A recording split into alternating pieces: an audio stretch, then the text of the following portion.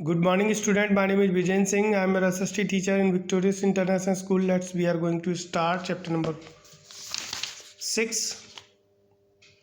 Now today topic is residual mountains. Residual mountain किस तरह के होते हैं वो मैं आपको बता दूं. The agent of gradation are continuously, ठीक है, continually eroding the earth surface. The old fold or the block mountains have been subjected to this erosion for millions of years. तो ये सैकड़ों सालों में और लाखों सालों में ऐसी ये प्रक्रिया होती है. The soft rocks have been eroded more than the hard rocks, ठीक है, which remains standing as highland.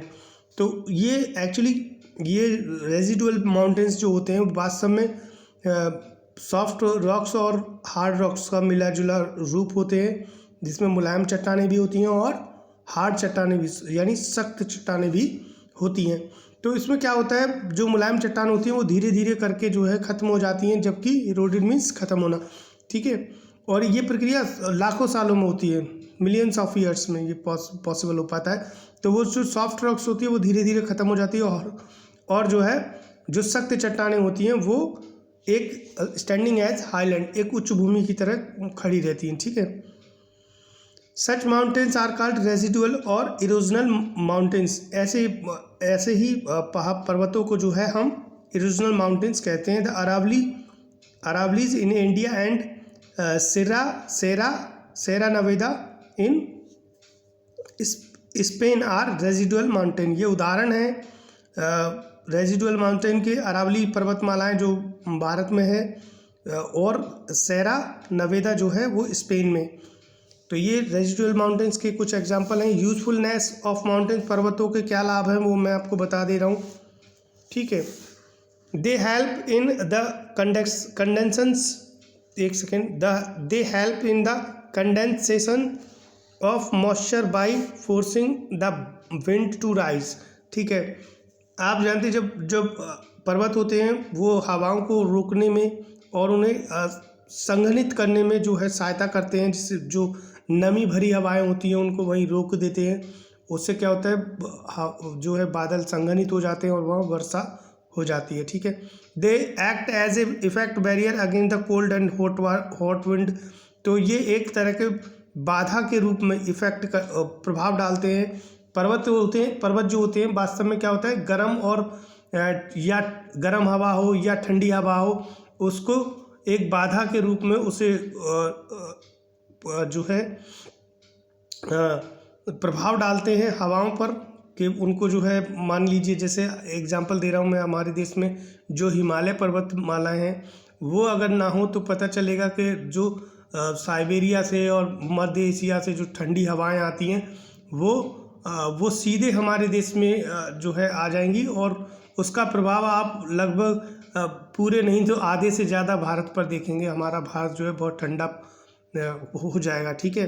तो इस तरह से ये बैरियर के रूप में कार्य करते हैं पर्वत. River originating from the mountains provide water through out the year.